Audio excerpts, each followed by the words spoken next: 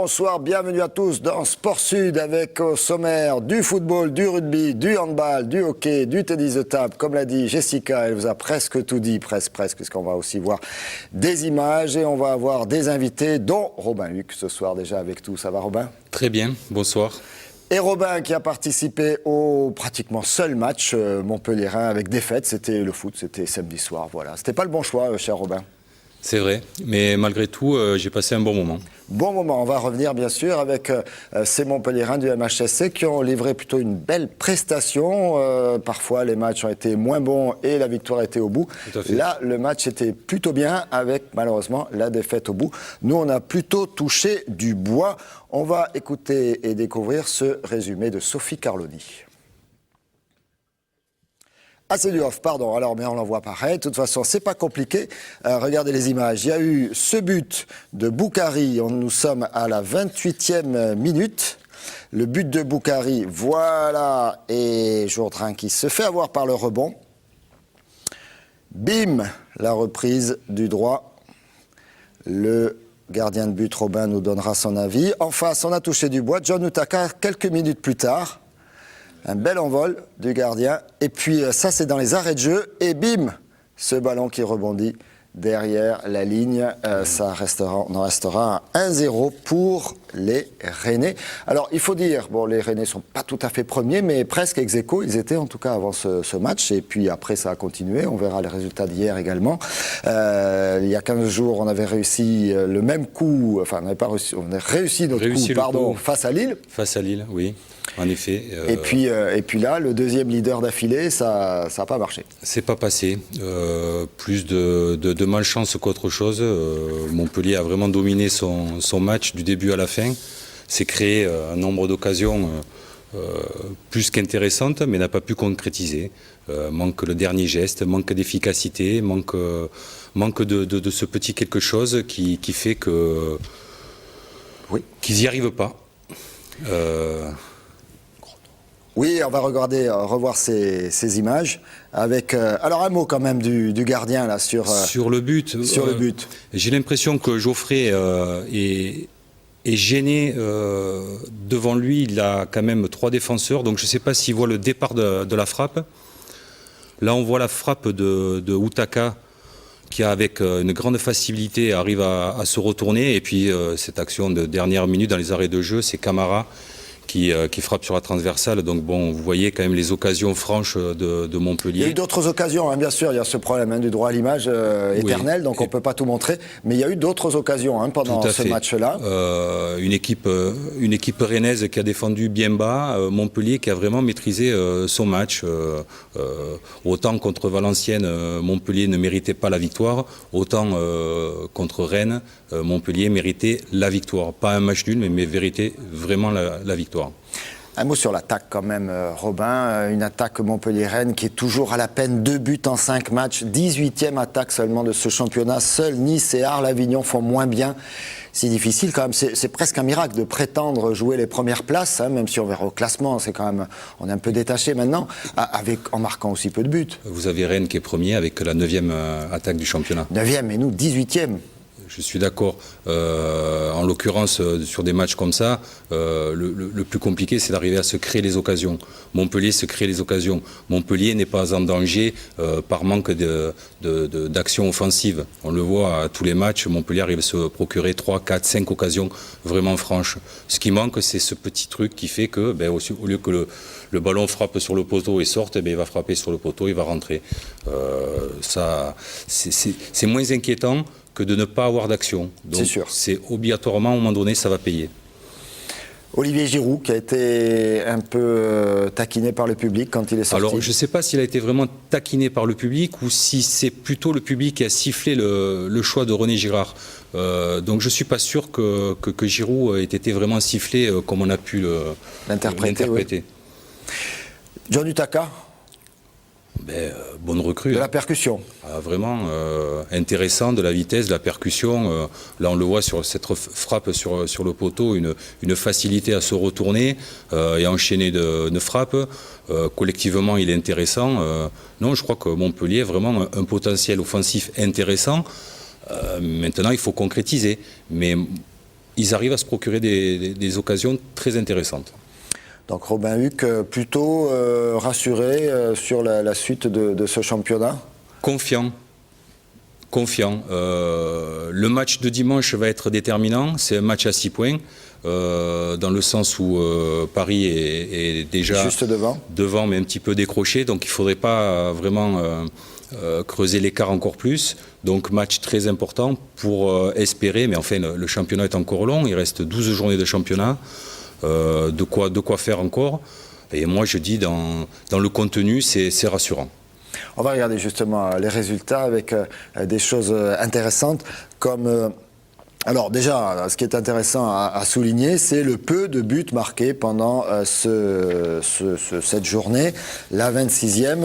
Heureusement, le dimanche a été plus prolifique que le samedi. 4 buts seulement le samedi sur 7 matchs, 12 quand même le lendemain, dont le carton de Lyon face à Arles-Avignon 5-0. Mais ça fait jamais que 16 buts au total. C'est vraiment très décevant. C'est la Ligue 1 dans toute sa splendeur. Des résultats comme la victoire d'Auxerre, 16 matchs sans victoire pour les Auxerrois, et ils l'ont emporté face à Paris-SG qui reste quand même un des gros calibres de ce championnat, donc des Auxerrois capables d'un peu tout. Et puis la victoire hier de Bordeaux qui est allé l'emporter à Brest et qui se redonne un petit peu d'air, et puis surtout la victoire de Lille hier soir pour clore le championnat à Marseille, au Vélodrome, 2-1, ce qui donne au classement Lille premier devant Rennes. Ils sont ex-aequo en nombre de points, mais c'est la différence de buts qui fait la différence. Lyon, bien placé. Marseille dont on disait qu'ils jouaient mal, mais qui gagnaient. Et là, donc, ils n'ont pas mieux joué, mais ils ont perdu. PSG, 44 points quand même, 6 points d'avance sur Montpellier. On les rattrapera pas 6 d'un coup, Robin, mais on peut déjà en reprendre un petit peu. C'est pour ça que le match de dimanche va être important au niveau comptable. Et puis surtout on se rend compte derrière que Bordeaux, Lorient, Sochaux, Saint-Etienne, c'est assez serré. On va dérouler également le reste du classement avec Brest. Jusqu'au 11e Brest. Voilà, jusqu'au 11e Brest, on est vraiment très serré, entre 38 et 35 points. Montpellier est devant, mais il faudrait arriver à le rester. Pour ce qui est de la fin du classement, vous le connaissez, ça nous intéresse un petit peu moins. Je crois que c'est pas utile, en tout cas, c'est quand même un enseignement de regarder trop loin derrière. Montpellier reste tranquillement en Ligue 1, il faut regarder devant. Un mot quand même sur ce championnat très équilibré cette année. Tous les clubs qui sont là jusqu'à PSG peuvent continuer de prétendre à la première place même. Mais c'est vrai qu'on n'a pas une équipe qui arrive à ressortir un petit peu du lot et engranger quelques points d'avance. Mais tant mieux, le championnat restera avec du suspense jusqu'à la fin. Encore 12 journées, je pense, à se demander qui c'est qui va finir champion. Encore 12 journées, encore que peut-être il peut y avoir quelques équipes qui se détachent dans les journées qui viennent, non? Vous n'y croyez pas? L'OM va réagir? Peut-être, mais non, j'y crois pas. Je ne vois pas une équipe vraiment être au-dessus du lot. Je pense que dans les 5-6 premiers, c'est les équipes qui doivent être là et ça va se jouer entre eux. On va remettre le classement, la première partie, donc entre Rennes et donc le Stade Rennais et puis le LOSC. Il faut que je m'habitue au LOSC. Et puis le PSG 5e, il y a 5 petits points d'écart à 12 journées de la fin, c'est pas grand-chose. Hein. Non, on a déjà vu des retards beaucoup plus considérables se rattraper sur 12 journées. Donc c'est vraiment effectivement un championnat très serré. Montpellier en tête des équipes qui suivent et qui sont un peu... C'est le peloton après, derrière. Il y a l'échappée devant et le peloton un peu loin derrière. Mais dans l'échappée, tout le monde peut encore prétendre à la victoire finale. Ce match entre PSG et Montpellier, c'est un peu une répétition de la grande finale que l'on attend tous de la Coupe de la Ligue. Donc qui se jouera le 23 avril. Non, la finale, c'est contre Marseille. Ah, c'est contre Marseille. Qu'est-ce que je raconte, moi? Mais ce sera à Paris, en tous les cas. Enfin bon. Oui. Autant pour moi. Contre l'OM, avec PSG Montpellier. Montpellier s'est bien débrouillé parfois au Parc des Princes. Mais j'ai l'impression que toutes les équipes, quand elles vont jouer à Paris, c'est le grand jour, c'est le grand match. Donc d'où la difficulté du PSG. On ne va pas s'en plaindre. C'est vrai que Montpellier quand même a toujours réussi quand même des matchs intéressants à Paris et a souvent ramené des points. Donc la saison dernière, par exemple, 3-1 pour Montpellier. Tout à fait. Donc c'était l'équipe de cette année de Paris est quand même, je pense, un peu au-dessus, un niveau au-dessus. Mais On a vu à domicile Montpellier faire plus que rivaliser avec Paris, au-delà du résultat, mais dans le jeu aussi. Donc ça laisse présager en tout cas un match intéressant. Même si Paris aura à cœur de se racheter de leur défaite d'hier, on pourrait même dire match similaire de Paris qui a frappé, je crois, sur le poteau aussi, a eu beaucoup d'occasions et finalement a perdu ce match. Donc match doublement intéressant dimanche. Donc un match à jouer pour les Montpelliérains. De toute façon, les Montpelliérains font des résultats à l'extérieur, pas forcément à domicile. Oui, tout à fait. Montpellier est capable d'aller gagner à Paris, oui, vraiment. Sans difficulté. Pas sans difficulté, mais... Sans difficulté, oui, jamais sans difficulté, mais bon, en tout cas, ils n'ont pas peur de faire des surprises et de créer des choses. Un mot sur Rennes et sur Antonetti qui serait rentré dans les vestiaires après le match face à Montpellier, donc un match victorieux, on le rappelle. Rennes a gagné 1-0, mais forcément, à la fin, les Montpelliérains ont poussé, on l'a vu, et les Rennais ont failli se faire remonter. Antonetti rentre dans les vestiaires, c'est raconté dans l'équipe ce matin, et pousse une gueulante. C'est très bien, mais enfin, j'ai envie de dire, c'est intéressant. Je veux dire, les joueurs sont plus aptes à supporter les critiques quand il y a la victoire au bout. Donc il ne s'est pas gêné, parce que c'est vrai que Rennes, sur ce match-là, ne méritait mais vraiment pas de gagner. Donc il peut s'appuyer sur cette victoire pour justement essayer de voir un petit peu ce qui n'a pas été. Et moi, je trouve ça très très bien. Vous l'avez vécu, ça, des entraîneurs qui rentrent en braillant alors que l'équipe vient de gagner ? Ben, finalement, peu. Pas assez, parce que c'est vraiment un moment où les joueurs sont prêts à accepter les critiques. Et à ce moment-là, je pense que la critique est vraiment constructive. Alors bon, il a été repris un petit peu par Mangane, tout ça, qui ont dit, écoute, Antonetti, calme-toi un petit peu là. Ce qu'a dit Antonetti, il a regretté de l'avoir fait à chaud. Il aurait préféré attendre peut-être le lendemain pour pouvoir vraiment le rentrer dedans, comme il a dit. Moi je trouve que c'est bien.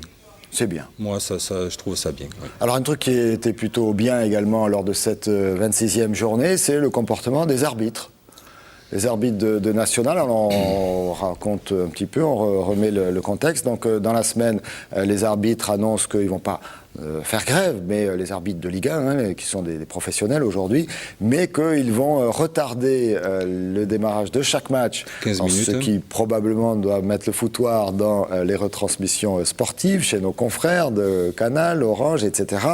Et puis là, tout le monde part sur cette idée-là, et puis 2 jours avant, finalement, la Ligue obtient que la fédération fournisse d'autres arbitres, qui sont les arbitres de National.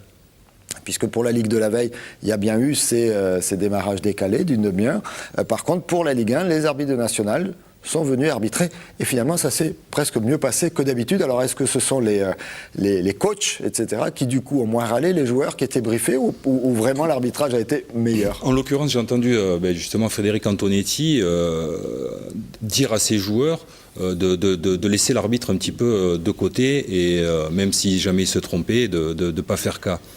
Donc je pense qu'il y a une volonté collective des entraîneurs et des joueurs. Donc on a été plus tolérant côté des joueurs et du monde professionnel par rapport à ces arbitres. Je pense, du coup, une pression moindre pour les arbitres qui ont pu s'exprimer de la meilleure des façons.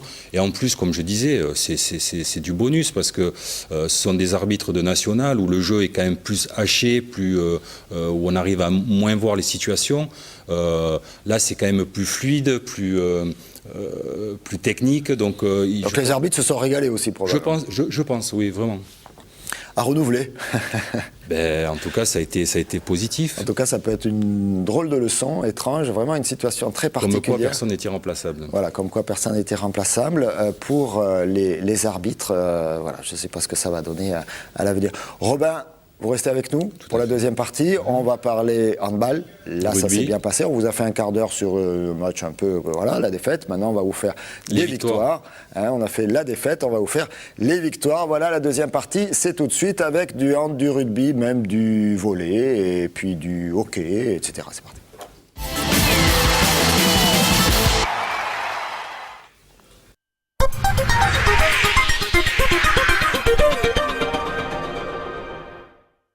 Vous vous posez des questions sur votre avenir, celui d'un proche, une question d'ordre sentimental, financier, professionnel ou tout simplement familial, je suis à votre disposition. Contactez dès à présent Claude Alexis au 0892 65 00 75 0892 65 00 75. Das ist der neue Opel Meriva, ein Familienauto deutsche Qualität.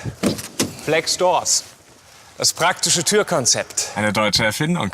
Flex Rail, die clevere Ablage. Flex Space, das geniale Sitzsystem. Eine deutsche Technologie. Flex Floor, zum einfachen Verstauen. Eine deutsche Idee. Der Meriva passt sich perfekt an unsere Familie an. Pas besoin de parler l'allemand pour comprendre que cette Opel est une vraie voiture allemande. À partir de 11 900 €. Opel.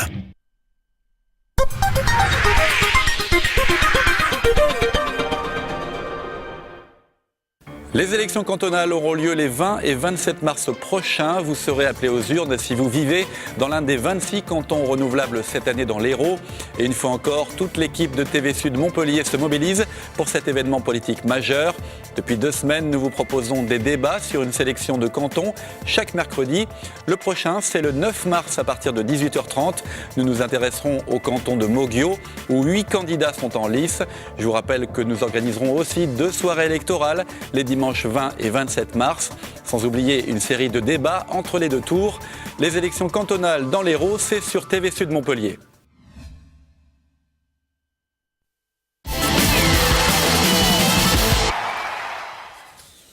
Ils nous ont rejoints sur le plateau, on les verra tout à l'heure. Ce sont les 2 pongistes du Montpellier tennis de table, Nathanaël Molin et Olivier Ouazana. Ça va les gars ? Très bien, merci. Ils ont gagné aussi, je vous préviens tout de suite. Là, ce soir, on a fait dans les victoires. Voilà, donc on a tourné la page football. C'était la défaite du week-end. Et on va parler de la grosse victoire de ce dimanche. C'était à l'Arena, avec le MAHB qui recevait pour la dernière journée des phases de poule en Ligue des Champions l'équipe de Veszprém. Et à l'aller, les Montpelliérains avaient perdu à Veszprém, c'était en Hongrie. Vous vous rappelez que les Montpelliérains, la semaine dernière, d'avant, je ne sais plus, je m'y perds, mais enfin bref, sont allés retrouver la victoire à Hambourg, donc, qui était un vrai beau succès pour l'équipe de Patrice Canaillé. Rester à l'emporter à la maison face à Veszprém pour sauter Veszprém et prendre la première place. Très intéressante, on le verra, cette première place pour la suite de cette Ligue des Champions. Et bien c'est fait avec une toute petite image que l'on a réussi à sauver avec cette très longue passe du gardien vers Samuel Enrubia et ce très beau but de Samuel Enrubia. On était au milieu de la deuxième mi-temps. Voilà, regardez cette passe de tout le terrain et hop, et bim, il paraît que je dis bim chaque fois qu'il y a un but. Voilà, bim, le but, ça c'est fait. Un match donc emporté par le MAHB, 30-24. Le MAHB qui a été 13-11 à la mi-temps. Il y a eu un 9-9 quelque part au milieu de la première mi-temps. Mais ça n'a pas duré bien longtemps, 13-11 à la mi-temps. Et puis après, le MAHB s'est détaché progressivement. 6 buts d'écart à l'arrivée face à Veszprém. C'est une vraie performance qui s'est joué hier à l'Arena. On écoute au micro de Jessica Peris, Nicolas Karabatic, capitaine, et puis Juricek, et puis également Patrice Canaillé. Ouais, c'était un match super important pour nous. Ça fait depuis le mois d'octobre qu'on est sur le front en Ligue des Champions. Et on a eu un groupe très dur, on a tiré un très gros groupe. On a mal commencé, on a perdu à la maison contre Hambourg, et derrière on a super bien joué, on a fait encore des progrès en Ligue des Champions, on a franchi un palier, on a gagné à l'extérieur à Hambourg, c'est l'équipe qui est première de Bundesliga, du meilleur championnat au monde. On a fait des très bons matchs à l'extérieur, on a gagné à Koldi, on a perdu juste d'un but à Veszprém. Et là voilà, on domine Veszprém sur un match aller-retour qui était très important parce qu'on joue la première place. On est très satisfait. Je pense qu'on a gagné ce match en défense. On a su monter les balles au début de la deuxième mi-temps. La première mi-temps contre une défense en place, c'était rude. Il y avait beaucoup de défis physiques. On s'est dit à la mi-temps qu'il fallait monter les balles, qu'on joue à la maison et qu'il faut marquer le but facile. On a réussi à le faire et je pense que c'est là où on a créé l'écart. On a défendu fort ensemble et on s'est très peu fait pénaliser. C'était une des clés importantes de ce match-là. À partir de là, on a pu développer un jeu de contre très opérationnel avec beaucoup d'efficacité. Et puis en attaque, on a trouvé pas mal de bonnes solutions si on tient compte du fait que Kavtichnik, qui est un joueur très important dans notre dispositif, était quand même diminué et je n'ai pas voulu l'utiliser en première mi-temps, j'ai attendu le dernier moment. Donc voilà, je crois qu'en attaque, on a joué avec notre tête, on a essayé de bien exploiter leurs failles. Et puis le tirage au sort pour les huitièmes de finale, ce sera pendant cette émission, ça devrait être à partir de 19h. Alors c'est important, on va regarder les résultats et le classement de cette dernière journée de Ligue des Champions, le groupe B, avec Hambourg qui l'a emporté à la maison face à Kolding. Du coup c'est Kolding qui est bien 4e, Hambourg 3e, Veszprém 2e, Montpellier premier, Montpellier premier, égalité de points, mais je ne sais plus qu'est-ce qui fait la différence, les buts, mais dans tous les cas, un but d'écart à l'aller à Veszprém, la défaite est 6 au retour, donc c'est Montpellier qui est devant. Les 4 premières équipes sont qualifiées. Et il y a donc une information très très importante, c'est que les premiers de chaque groupe rencontrent les 4e. Et donc Montpellier peut tomber contre Chambéry qui a sauvé sa qualification de justesse. Chambéry, le grand adversaire en championnat de France, peut tomber contre Schaffhausen. Ce sont des Suisses. Je ne suis pas sûr que les Suisses soient forcément une grande nation de handball. Et il y a également Sarajevo, c'est en Bosnie bien sûr. Le 4e, c'est Kolding, mais Montpellier ne peut pas tomber contre une équipe qui était dans le même groupe qu'elle. Donc ce sera soit Chambéry, soit Schaffhausen, soit Sarajevo. On vous donnera l'information, j'espère, normalement, si le tirage au sort ne prend pas de retard pendant cette émission. Autre important effet de cette première place, Robin, c'est Montpellier, en fait, recevra au match retour. Donc le premier match sera à l'extérieur et le match retour, Montpellier recevra. Et si Montpellier se qualifie pour les quarts de finale, c'est la même donne. Montpellier recevra aussi match retour. Montpellier recevra aussi au match retour au titre de la première place. Donc ça, c'est effectivement le bon coup du dimanche. Messieurs, le hand à l'Arena, ça fait rêver, non? Vraiment, ouais. Vous avez eu l'occasion de... Ouais, je suis allé voir le match d'Hambourg. Le match face à Hambourg? Ouais, face à Hambourg. C'est vrai que l'ambiance... Olivier, non? Non, j'ai jamais eu l'occasion. Grosse ambiance, ça pousse derrière, hein, l'équipe? Ouais, c'est sûr, on en rêve. Nous, dans notre sport, on est le plus petit sport au niveau... médias et aussi public. Donc forcément, il n'y a qu'une compétition comme ça qui a été... C'est les championnats du monde à Bercy en 2003 où c'était la même ambiance. Mais c'est vrai qu'on en rêve aussi, quoi. On en parlera de votre sport qui marche bien ici à Montpellier, qui connaît des hauts et des bas, notamment au niveau budgétaire. Ouais. C'est un petit peu plus compliqué. On va tourner cette page de handball avec le rugby. Là aussi, ça s'est plutôt bien passé dans la difficulté. On va découvrir ça avec cette 20e journée. Donc Montpellier recevait Agen. Rappelez, hein, on avait fait le reportage juste avant le week-end, qu'à Montpellier, on était très inquiets de ce match-là, puisque Agen, entre le match aller, où Montpellier était allé s'imposer à Agen, et ce match retour, Agen s'était considérablement renforcé. Donc Montpellier était prévenu, et effectivement, ça a été beaucoup plus dur que certains pouvaient l'imaginer. Un résumé, cette fois, c'est sûr, de Sophie Carloni. Une victoire difficile, mais victoire tout de même pour le MHR samedi soir contre Agen à Yves-du-Manoir. Montpellier a encaissé 3 essais face au 11e du championnat. Il a fallu attendre la 25e minute pour que Montpellier ouvre enfin le score. La réplique agenaise est immédiate. Jusqu'à la 66e minute, Agen mènera le score, mais le MHR a su réagir à temps et surtout avec 6 pénalités marquées par Bustos Moyano et la transformation à la 77e minute de Julien Thomas. Montpellier reste dans la course pour les qualifications à l'Europe. Et sympa cet essai de Julien Thomas. Alors là, le scénario extraordinaire, mené 3-7 à la mi-temps, ce sont les Agenais qui ont marqué les essais, 3 contre 1.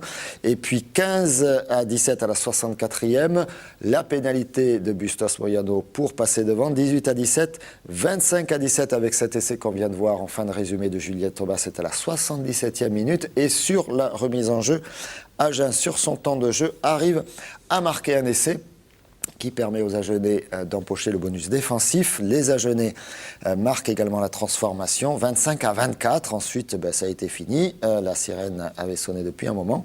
Mais donc un match extrêmement serré, Robin Huck. En rugby aussi, des fois, les matchs se gagnent à 1 point. Paraît-il, en revenant du match de foot, donc j'ai regardé à la télé la fin de la rencontre, et c'est vrai que c'était assez tendu, assez prenant, dans le sens où, dernière seconde de jeu, Agen a mis un essai et est revenu qu'à un point de Montpellier. Un match, paraît-il, plutôt moyen. De ce que pouvaient en dire les joueurs sur le journal aujourd'hui, n'étaient pas très contents de leur performance, mais malgré tout, ils ont gagné ce match-là, qui leur permet d'être 4e et de rester toujours dans... De rester au contact, hein, on va effectivement regarder je crois qu'il leur reste 6 journées à peu près de championnat, ça sent bon. Avec quand même un calendrier plutôt intéressant. Le prochain match, ce sera à La Rochelle. La Rochelle, c'est l'avant. Ils sont relégables, oui, avant-dernier. C'est relégable. Donc, quelques résultats intéressants avec la défaite de Toulouse à Bayonne. Bon, Bayonne, c'est du solide, mais tout de même, Toulouse, leader de ce championnat. Perpignan qui est allé l'emporter au Stade Français. Perpignan qui n'est toujours pas dans les 6, hein, le champion de France. Le Racing qui déroule à Bourgoin, mais ça, c'est sans surprise. Hein, Bourgoin, relégable très largement, sera en Pro D2 au mieux s'il n'y a pas des problèmes financiers en plus. Et puis Biarritz qui bat La Rochelle, ça se passe dans l'Ouest, tout ça. Et Castres, attention, hein, Castres, ça reste une équipe solide. 20-12. Clermont l'a emporté face à Toulon, mais c'était vendredi soir. Au classement, donc vous le disiez, Robin, Montpellier 4e. On a été un petit peu plus haut, c'est pas facile. Montpellier marque le pas, mais Montpellier gagne encore.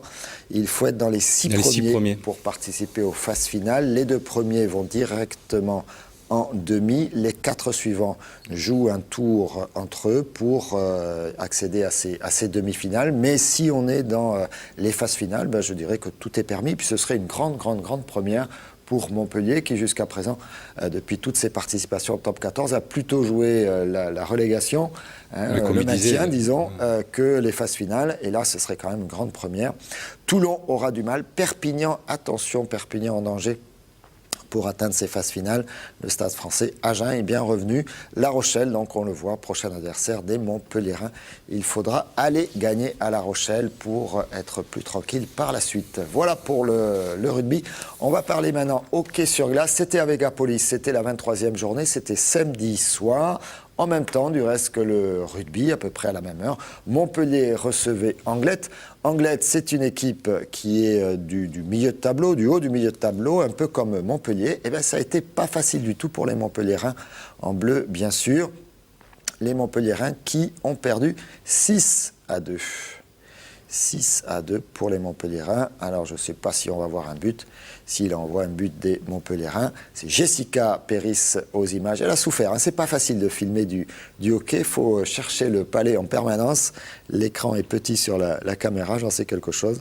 Donc, voilà, mais ces images, on remercie Jessica. Et on a vu Lionel Bilbao, que l'on va peut-être retrouver en interview, c'est pas sûr. Ce qui est sûr, c'est qu'on va écouter Fabrice Agnel, le gardien de but. Il nous a manqué beaucoup de vie. C'est vrai qu'on sort de pas mal de victoires d'affilée. Et là, ce soir, on était un peu sur nos acquis, un peu sur le plaisir. Et on a manqué de vie, on a manqué de lucidité. On a pris le match trop à la légère. Et ça paye cash. On a pris des buts qu'on n'aurait jamais dû prendre. Et finalement, ça nous a enterrés. On n'est pas arrivé à reprendre le dessus sur le match. On a facilité la tâche à Anglet. On leur a laissé beaucoup d'espace sur la glace. On n'a pas été présent dans nos duels, pas mis d'intensité. Donc voilà, on est passé complètement à côté du match. Je leur en veux pas parce que ça travaille fort et on est sur une bonne dynamique quand même depuis fin novembre. C'est j'espère une petite piqûre de rappel pour la fin du championnat et avant les quarts de finale. Il va falloir évidemment vite rebondir à Nice samedi. Voilà, à Nice samedi. On va regarder le résultat de ce championnat, la division 1 de hockey. Il y a une catégorie élite également, hein. Donc Montpellier défait à domicile par Anglet. Et au classement, ça donne un Montpellier qui a du mal un petit peu, mais qui reste plutôt dans la première partie de ce classement. Si on peut l'afficher, une fois, 2 fois. Non, on l'a pas. Bon, c'est pas grave, le classement, il n'y est pas. Si on peut me confirmer. Ah ben si, il y est, regardez, Montpellier 6e. 29 points, sera difficile d'aller chercher les premières places pour la montée. Mais un maintien un peu confortable. Regardez la deuxième partie de ce classement. Et largement à la portée des Montpelliérains. Voilà pour le hockey sur glace. Le hockey, messieurs, vous y allez parfois ? Jamais, non. Et lui se concentre sur le tennis de table. Hein. C'est le foot un petit peu des fois. Foot, hand, rugby, ouais. Foot, hand, rugby, voilà. Bon, mais il y a tellement de choses à faire et à voir. Et encore, le water-polo, il y a la grève des arbitres. Hein, donc, c'est pour ça c'est compliqué, il n'y a pas de water-polo. On regarde le volley. Le volley, parfois, vous y allez ? Non plus. Non plus. Bon, eux, ils sont tennis de table. Nous, on est obligés d'à peu près tout voir, mais c'est difficile, hein, parce qu'il y a beaucoup de matchs en même temps. Avec le volley et 2 équipes héroltaises, bien sûr. Montpellier, qui l'a emporté à la maison face à Toulouse, 3-7-0, ça rapporte un max. Vous savez qu'en volley, vous ne gagnez pas le même nombre de points si vous gagnez 3-0 ou 3-2. C'est comme ça, voilà. Montpellier, et puis l'Arago de 7 qui est allé l'emporter à Nice 3-7-2, donc ça rapporte que 2 points, mais c'est toujours mieux de gagner, et surtout à l'extérieur. Et au classement, ça donne toujours nos 2 équipes héroltaises, 3e et 4e, 7 en orange, ce sera encore plus sympa, voilà, 39 points, 36 points. Là encore, il y a des playoffs, hein, donc c'est important d'être dans la première partie. Quand on pense que Montpellier a failli ne pas commencer le championnat, quand on pense que Montpellier, effectivement, le budget n'était pas bouclé tout le mois de juillet et que Montpellier était menacé de rétrogradation et que ça fait partie des feuilletons du mois de juillet, finalement. C'est un certain Louis Nicolin qui aurait fait... ça lui a donné raison. Voilà, il a bien fait, il a bien eu raison, puisque au final, Montpellier reste dans la course. Difficile d'exister, messieurs, au milieu de tous ces grands clubs, on va y revenir. Robin Hugues, c'est sympa à Montpellier d'avoir autant d'équipes au plus haut niveau. Je pense que c'est un plaisir partagé par tout le monde.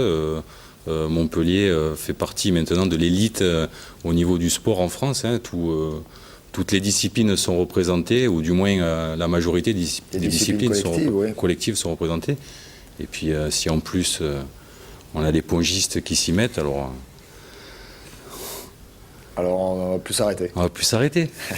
Voilà, et on n'a pas parlé d'athlétisme, on essaiera d'y revenir, puisqu'il y a des héroltais montpelliérains qui ont brillé également pendant ces championnats d'Europe indoor, et donc ils sont prêts pour la saison. Merci tous les deux, vous venez d'arriver, donc vous ne partez pas. Robin Hugues, on le remercie. À très bientôt pour des nouveaux commentaires sur le football. On va parler encore de Sport Co, mais on va parler également de tennis de table dans la 3e partie de Sport Sud. À tout de suite.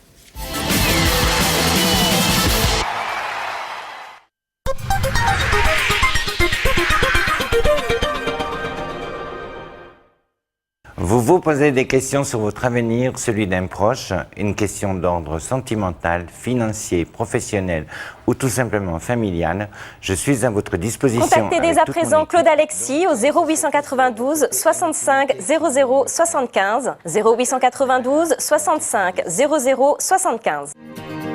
Les jeunes homosexuels ont 13 fois plus de risques de faire des tentatives de suicide. Le refuge offre une réponse à cette terrible situation en aidant les jeunes homosexuels victimes du rejet de leur famille. C'est ici qu'ils trouvent refuge. Et ce refuge ne peut pas vivre sans vos dons. La lutte contre le préjugé et l'homophobie passe d'abord par vous. Donnez.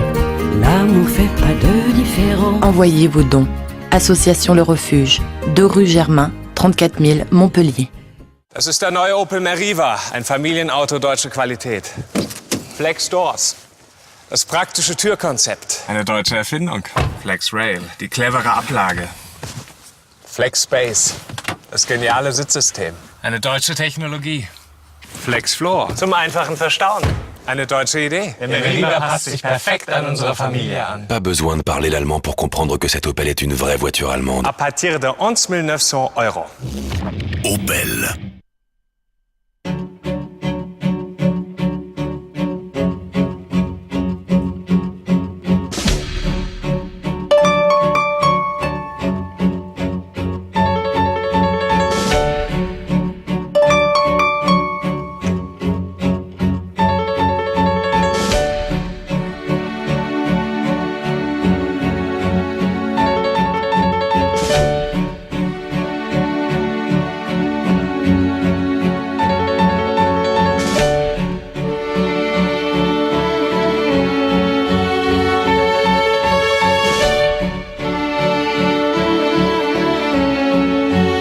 L'artisanat, première entreprise de France.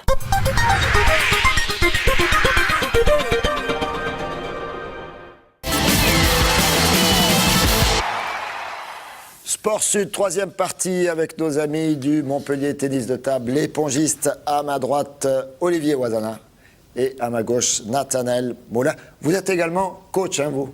Oui. Vous jouez, mais vous entraînez? Bah oui, c'est ça, exactement. Ouais. Avec cette équipe de Montpellier qui est en... Alors là, il faut se remettre dans le bain des différents championnats. Donc c'est le championnat national, c'est ça, non? C'est la première division, comment ça marche? National 1 et c'est National troisième division après la Pro A et la Pro B. Voilà, c'est la première division amateur avant la Pro A et la Pro B. On va parler de ce match qui était samedi soir. Je crois bien qu'on a des images, voilà, elles sont là, avec des images de Jessica Péris. Donc c'était un match face à Grand Quevilly. Grand Quevilly, c'est quelque part en Normandie, je crois. On apprend la géographie, toujours, grâce au sport.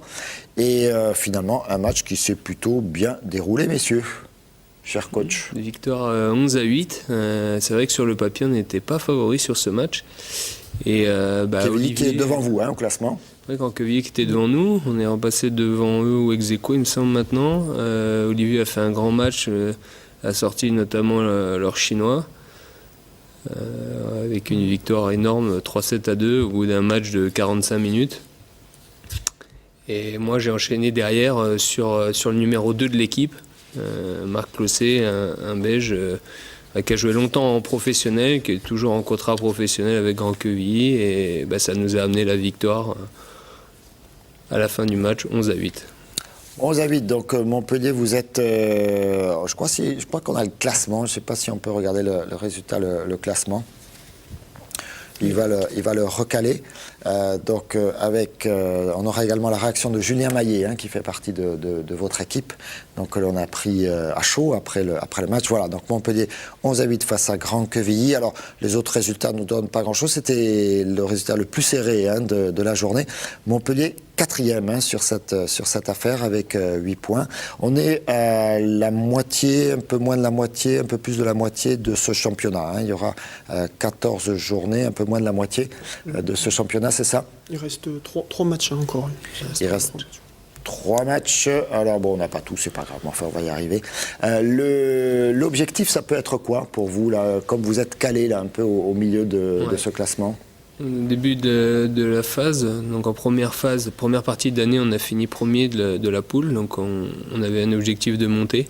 Là, sur la deuxième poule, on a pris la poule la plus dure sur les 3 poules de National 1. Malheureusement, on a joué Argentan, qui est une équipe de Pro A, et qui, sur ce match-là, nous a aligné 2 joueurs de l'équipe de Pro A, en fait. Ah, c'est la réserve, hein, c'est la réserve de l'équipe de Pro A. C'est la réserve de l'équipe de Pro A. Il y avait 2 joueurs de l'équipe de Pro A qui sont venus sur nous. Donc forcément, ça complique beaucoup la tâche. Donc là, on a perdu. Et derrière, on a perdu un match à Morez, compliqué, 11-7. Là-bas, c'était pas facile à jouer. C'était l'équipe favorite avec nous et Grand Quevilly dans la poule, Argentan étant un peu faussé le championnat, malheureusement. Donc là, on bat Grand Quevilly. Ça peut encore se jouer à 2 défaites dans la poule pour finir premier, en fait. Seul le premier monte. Alors, seul le premier accède aux playoffs. Qui permettent éventuellement la montée avec les autres équipes qui sont... vous avez dit, il y a 4 poules, c'est ça? 3 poules. 3 poules, Les 3 premiers vont jouer un playoff et il faut finir dans les 2 premiers pour monter. Donc là, vous perdez pas espoir de cette montée, mais attention, la Pro B, c'est une autre paire de manches, messieurs. Oui, on en descend. À la fois en termes sportifs, on entend bien, mais surtout en termes budgétaires, hein. Et oui, en termes budgétaires, on en descend. On était en Pro B l'année dernière, en Pro A il y a quelques années. Malheureusement aujourd'hui, donc notre budget est bien descendu. À l'heure d'aujourd'hui, on est quand même un des seuls sports où on ne sait pas trop où on va. On est descendu, donc légitimement devrait être sous l'égide de la mairie maintenant, plutôt que de l'agglomération comme avant. Mais on n'a pas trop de signal de cette subvention, et je pense qu'on est un des seuls sports à Montpellier où on ne peut pas établir de plan sur l'avenir parce qu'on ne sait pas de combien on va disposer. Donc voilà, si on a des interlocuteurs, au moins nous dire... Peut-être oui, lancer un appel, là, au moins déjà pour avoir des réponses. Alors on se rappelle quand même, il y a une dizaine d'années, Montpellier trustait même les titres de championnat d'Europe. Oui, si même à l'heure actuelle, Montpellier, c'est 12 fois champion de France en filles et 2 Coupes d'Europe en garçons. 12 fois champion de France, c'est un peu comme le handball. C'est le sport titré montpelliérain, le plus titré montpelliérain avec le handball. Qu'est-ce qui s'est passé il y a une dizaine d'années? Il y a eu une rupture, il y a eu quelque chose qui s'est arrêté. Il y avait beaucoup de reproches, notamment par rapport à ces joueurs. Hein. Le tennis de table, ça fonctionne comme ça, avec des joueurs qui viennent de l'étranger et qui viennent pour jouer finalement simplement les matchs. Hein. C'est même pas des joueurs étrangers qui jouent ici, c'est des joueurs étrangers qui viennent juste pour les quelques matchs de la saison. Ouais, c'est ce qui nous était reproché. Derrière, donc tous nos joueurs ont habité sur Montpellier. À l'heure actuelle, tous nos joueurs habitent sur Montpellier, s'entraînent à Montpellier. Donc on peut pas les qualifier de mercenaires. Enfin, selon moi, on peut voir que dans tous les sports montpelliérains, il y a quand même beaucoup d'étrangers. Il y a des étrangers, évidemment, bien sûr. Ils vivent sur Montpellier. C'est tout à fait légitime. Chez nous, c'est exactement pareil. Vous avez d'ailleurs des étrangers dans votre équipe. Vous avez un Chinois, un Russe, un Irlandais, et puis bien sûr, tous les deux, plus Julien Maillet, qu'on va écouter. Tiens, on va en profiter à l'issue de ce match-là. On va écouter sa réaction. C'était au micro de Jessica Péris. L'équipe de Grand-Quevilly, elle est forte. Elle est venue avec des joueurs qui ont quand même fait énormément de championnats de France. Il y a un champion de France dans leur équipe. Elle est quand même, c'est une équipe solide, mais je pense qu'elle est à notre portée. Ok. Qu'est-ce qui vous fait dire qu'elle est à votre portée? On a une équipe solide aussi. On a une belle équipe. On a une équipe très homogène. On se connaît bien, on s'entraîne souvent ensemble. Voilà, on s'entraîne souvent ensemble, hein, donc toute l'équipe est réunie, il n'y a pas de problème, les gens ne prennent pas l'avion la veille pour venir disputer le match. Et il y a quand même une formation, vous êtes issu de cette formation-là, Olivier ? Moi, c'est ma 6e année à Montpellier, mais je ne suis pas issu de la fin de Montpellier. Directement ici, mais ça fait votre 6e ça fait ma 6e année à Montpellier, donc vous n'êtes pas bien vieux non plus, donc vous êtes épanoui ici. Ah oui, je me sens très bien dans cette équipe. Ouais. Et il y a ce travail ici de formation, hein, de complément de formation pour un joueur comme vous. C'est intéressant de faire son parcours à Montpellier. Ah oui, c'est intéressant parce que je me confronte avec des joueurs de qualité. Et c'est vrai que j'ai pu évoluer, même maintenant à mon âge, j'arrive encore à maintenir mon niveau, quoi, grâce à un bon potentiel de joueur en fait. Voilà.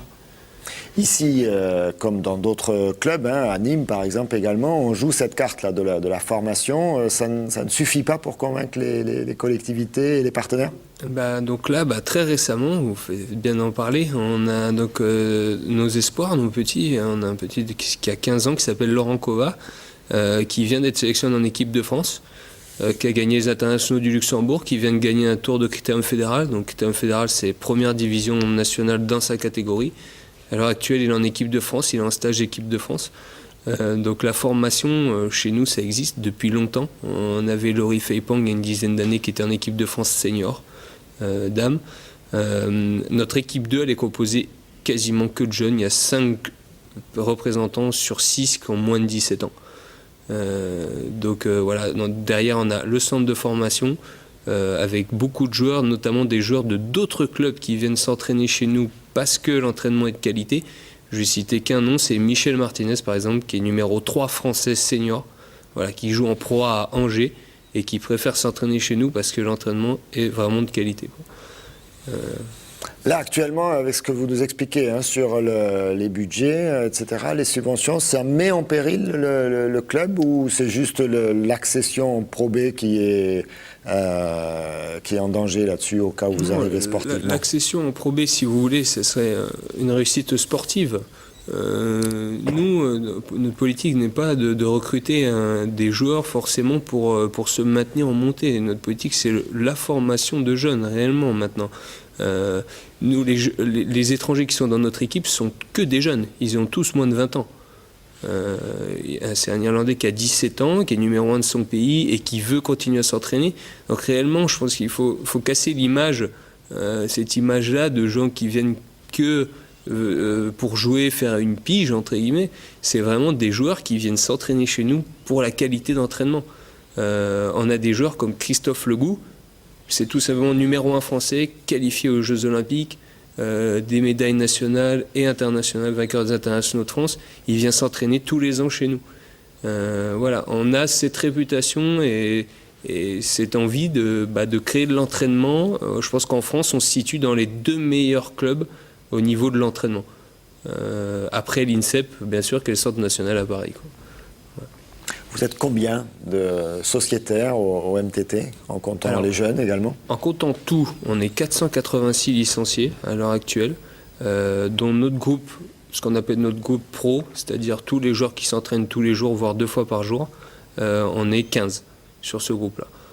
Donc près de 500 quand même joueurs donc, qui viennent. Voilà, donc ça va du loisir, de tous aux âges, enfants, et baby, hommes et femmes. Hommes et femmes, bien sûr. Et les équipes féminines sont à quel niveau? Alors, 5e division, pré-nationale filles. Donc ça, c'est quand on a connu la gloire, comme ça, 12 titres de champion de France, c'est vrai que... C'est un peu difficile à vivre. Ouais, c'est ça. La prochaine journée, Olivier? La prochaine journée, dans 2 semaines, je crois, c'est ça? Ouais, dans 2 semaines. Ouais. Et ce sera face à? Face à Bruyne. Il ne sait pas, il ne s'occupe pas des adversaires. Face à Bruyne. Il est sur son match. Face à Bruyne, alors ça, je ne sais pas où c'est. C'est à côté de Lille. C'est 6e, 7e. Non, plus que ça, d'autres 4, 5, 6, 7e sur les 8. 7e, donc ça, c'est à votre portée. Il faudra se déplacer là-bas ou ce sera ici? Oui, il faut se déplacer là-bas, ouais. Gros déplacement. Ouais. Donc, 900 km, pas facile. Forcément, il y a péril quand il y a déplacement. Merci à tous les deux d'être venus parmi nous. On va vous donner d'autres résultats, notamment le basket, avec là un excellent résultat des Latoises. Le sport collectif est peut-être plus aidé que le sport individuel, entre guillemets, à Montpellier. Latte, en tout cas, l'emporte à Charleville-Mézières, 66-63. Du coup, regardez, restons sur ces résultats, avec Bourges qui allait l'emporter à Tarbes. Bourges et Tarbes, ce sont les 2 gros cylindrés de ce championnat. Et du coup, c'est Montpellier qui pique la 2e place à Tarbes. On va regarder ça au classement. Montpellier, 34 points. Bourges est quand même détaché. Ce sera difficile d'aller les chercher. Mais Montpellier, Latte Montpellier au niveau de Tarbes pour ce classement. Et puis, je vous épargne le rugby à 13 avec la très très lourde défaite. Mais c'est une saison en enfer, comme dirait l'autre, pour les Montpelliérains. 80-10, c'était à Limoux. 80-10, c'est pas facile. C'est dur, ça. C'est dur. C'est lourd.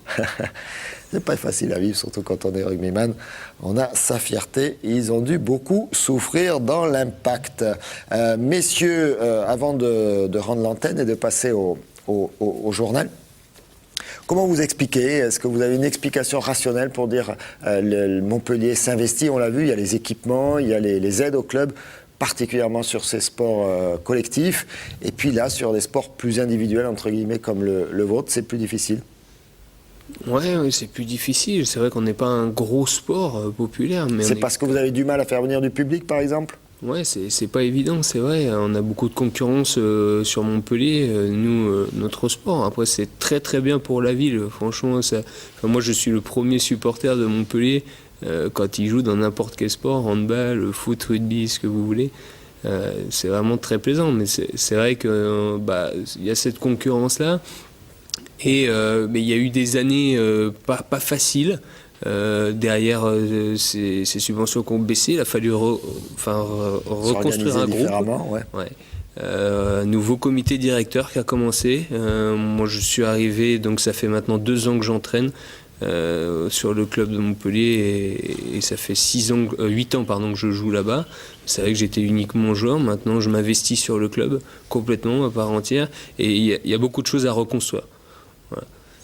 Allez, du courage, on vous le souhaite. Et puis, il en faudra également du courage pour les handballeurs qui prennent Schaffhausen, cette équipe suisse. L'équipe arrivée 4e de sa poule en Ligue des Champions. Voilà l'information qui vient d'arriver, le tirage au sort pour la Ligue des Champions de handball. Ce sera Schaffhausen en Suisse pour le premier match et le match retour à l'Arena. C'est à la portée de Nicolas Karabatic et de ses copains. Merci à tous les deux d'être venus jusqu'à nous. On clôt ce Sport Sud pour ce soir. De la météo, des infos et puis le JT à 19h30 avec Jessica Péris. À très très bientôt sur TV Sud.